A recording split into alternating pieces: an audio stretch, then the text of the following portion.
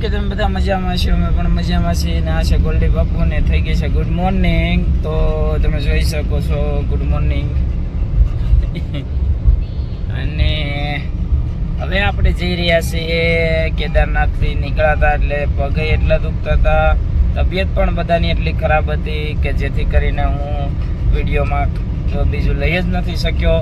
પણ આજના next part ને નેક્સ્ટ ભાગમાં ફરી એકવાર તમારું હાર્દિકથી હાર્દિક સ્વાગત છે.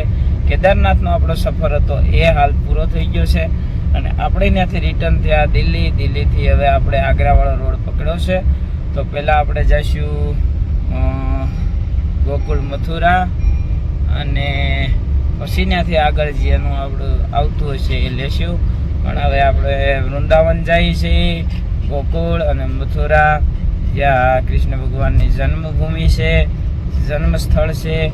તો આ તો હજી હું મોર્નિંગમાં ઉઠી અને ગાડીનું સ્ટીરિંગ લીધું મેં અને હવે અહીંથી આપણે છે 60 કિલોમીટર દૂર તો જઈએ છીએ મથુરા ગોકુળની ગલીઓમાં અને મથુરાના રાજાને મળવા. તો બન્યા રહ્યો આજના નેક્સ્ટ વ્લોગમાં અને નેક્સ્ટ પાર્ટમાં અને નેક્સ્ટ વિડીયોમાં તમારું હાર્દિકથી હાર્દિક.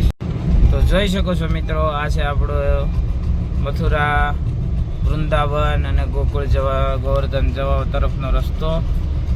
એને ફ્રેશ થઈ અને પછી હું તમને શાંતિથી બધી વાત કરું છું. તો ત્યાં સુધી બન્યા રહ્યો અને આજના ફરી એક નવા વ્લોગમાં મથુરા અને વૃંદાવનના વ્લોગમાં તમારું હાર્દિકથી હાર્દિક સ્વાગત છે. અને જેટલું કવર થાય એટલું કવર કરીશ. તો બનારો ફોરફોરન ગ્રુપ સાથે બધા ઉઠીને હજી બેસી ગયા છે અને ફ્રેશ થવાનું બાકી છે.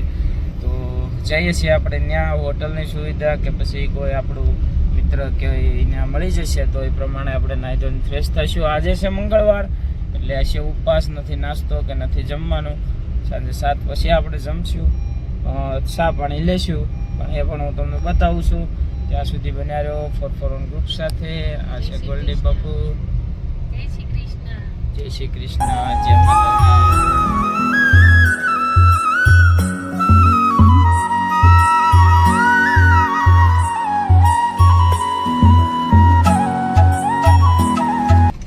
જય માતાજી મિત્રો. તો આપણે પહોંચી ગયા છીએ વૃંદાવન મથુરા અને આ શિવજીની પ્રતિમા તમે જોઈ શકો છો. આપણે રોડ ઉપર ઊભા છીએ, ગાડીની વાટે અમુક ગાડી પાછળ રહી ગઈ છે અને આ તમે જોઈ શકો છો શિવજીની પ્રતિમા.